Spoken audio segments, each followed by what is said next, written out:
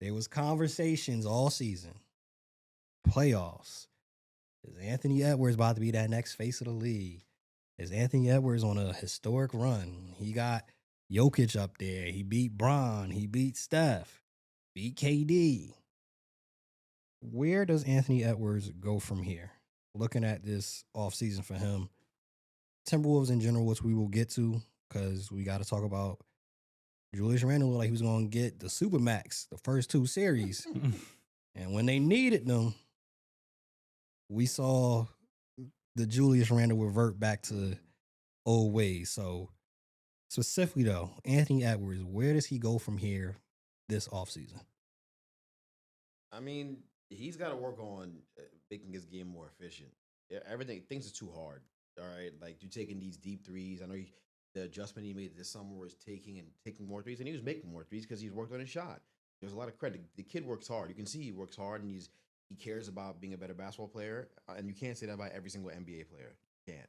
So he deserves a lot of credit for that. But for him, he's gonna have to get a little bit of a post game. I think I heard Paul George say that. I agree. I think he needs something that he can rely on that's easier. Where like I'm starting closer to the basket and I can affect the game in more ways than one. Because if you catch the ball in the post, if Anthony Edwards is catching the ball on the block, he's probably gonna get a double team, and then someone else is gonna be open. So you're in turn making your teammates better. So I think that's a big thing he has to do, just to be able to manipulate the game and affect it in more ways besides scoring. Because that's the biggest problem he's always had. Is like, okay, Ant is awesome and he can defend and he can score, but if he's not doing those two things, he's not affecting the game.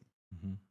I mean, he can, and he's gotten better. He's making passes in situations where he should. He's driving and kicking, great. But now, like, you got to learn how to manipulate the game from the post. You got to understand how to hit cutters off of that stuff. You got to like, there's a whole different level we can take this thing to in terms of manipulating the game and thinking the game possession by possession. Especially that's what it comes down to in the postseason.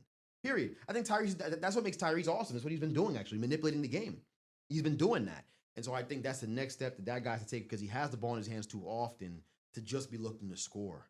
That's the problem. Or just be looking to drive and kick and play reaction basketball, right? That's not going to be good enough.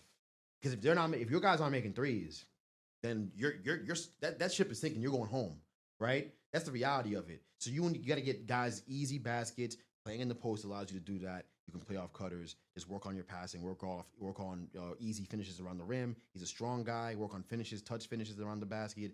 That's really what it is. Just make your game more efficient. Yo, actually, let's make it even easier. I'll put it in layman's terms, people, because that was a lot, and most people don't understand basketball. Yo, all you gotta do is less dribbles. Just do more good things with less dribbles.